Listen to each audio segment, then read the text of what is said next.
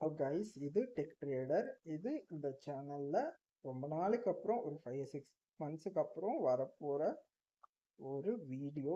ஏன் இப்போ இந்த வீடியோ அப்படின்னா, நான் இந்த சேனல்ல போட்ட கடைசியா ஒரு வீடியோ போட்டேன், கோல்டு கிராஷ் ஆக போகுது அப்படின்னு.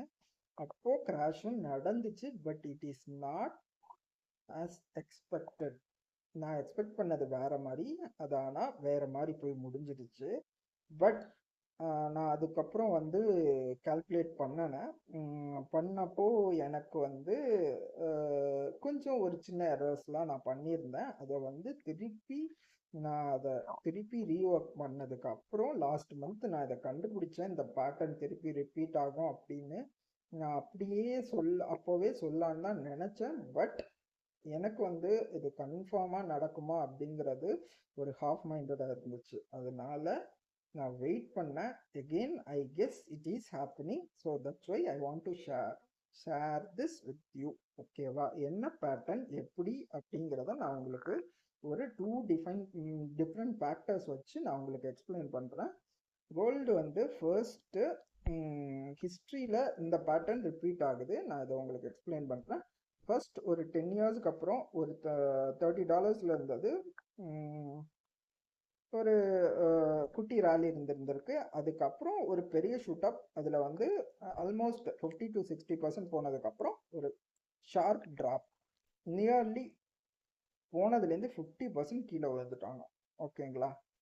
ஒரு பெரிய ட்ராப் தான். 500-600% போனவங்க திருப்பியும் கீழே வந்துட்டாங்க. இந்த பேட்டர்ன் ஞாபகம் வச்சுக்கோங்க.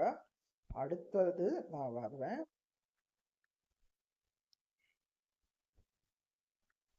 அகெயின் அதுக்கப்புறம் ராலி இருந்திருக்கு.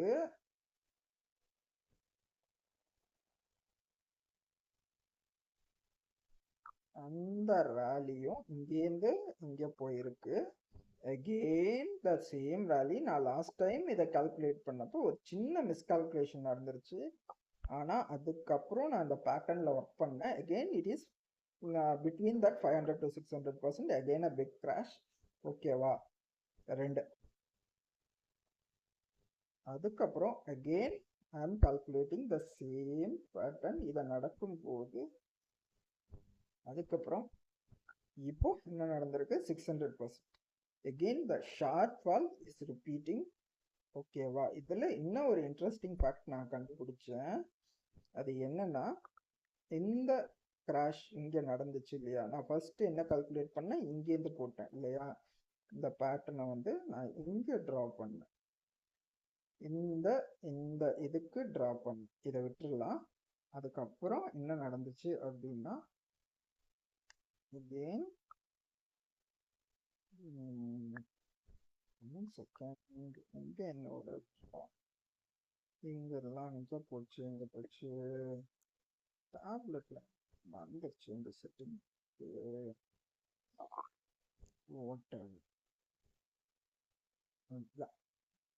அகெயின் நம்ம வந்து மெஷரிங் டூல் எடுப்போம். மெஷரிங் டூலுக்கு போயிட்டு அகெயின் இங்கேருந்து இந்த போன ரேலி எவ்வளோ இயர்ஸ் போயிருக்கு அப்படின்னு கால்குலேட் பண்ணீங்கன்னா, it's almost 10th or 11th year நான் பார்த்தேன்.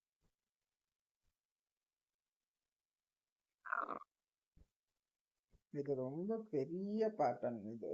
அதனால நான் அதை கொஞ்சம் உங்களுக்கு கிளியராக சொல்லணும்னு நான் எக்ஸ்பிளைன் ட்ரை பண்ணுறேன். சரி, இட் டுக் ஆல்மோஸ்ட் 10 இயர்ஸ். அதுக்கப்புறம் ஒரு கிராஷ் 11th இயரில் இது. ஓகேங்களா? அகெயின் ஆஃப்டர் 10 இயர்ஸ்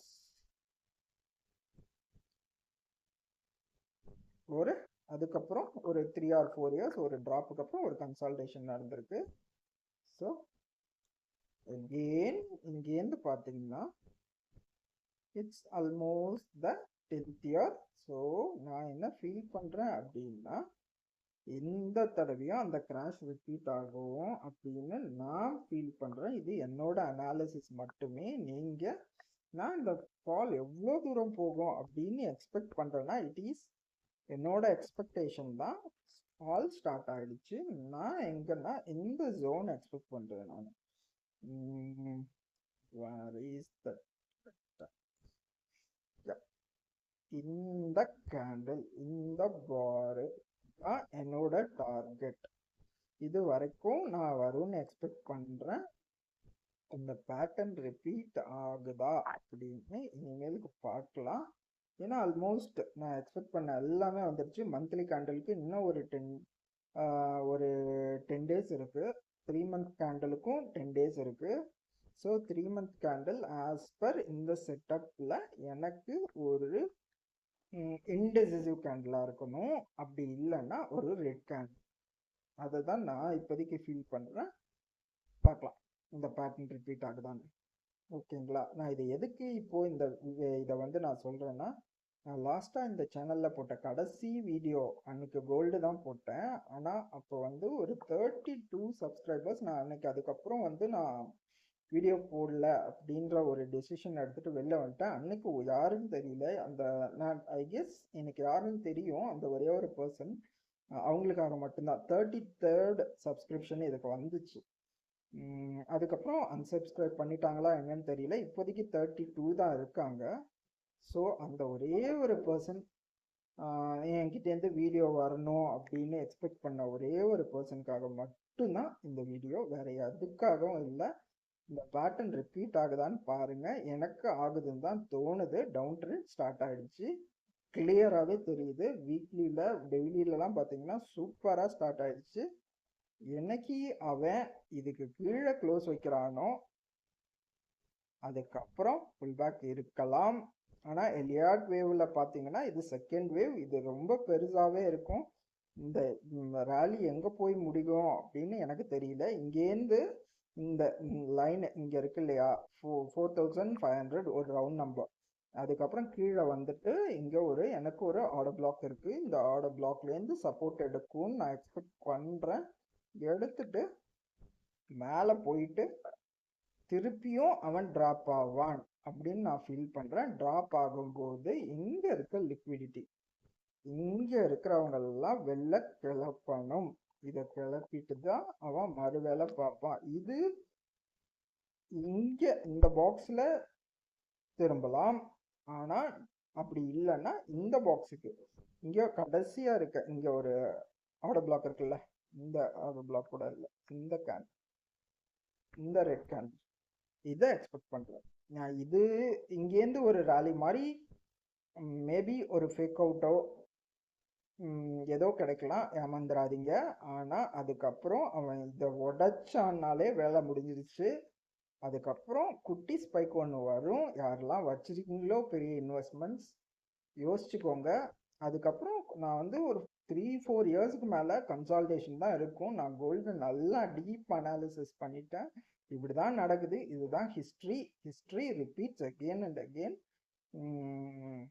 நான் சொல்கிறேன், இது சில பேர் பெரிய இன்வெஸ்ட்மெண்ட்ஸ் வச்சுருக்கலாம், அவங்களுக்கெல்லாம் ஒரு அலாமா இருக்கும் அப்படின்னு நான் ஃபீல் பண்ணுறேன். Tata bye bye.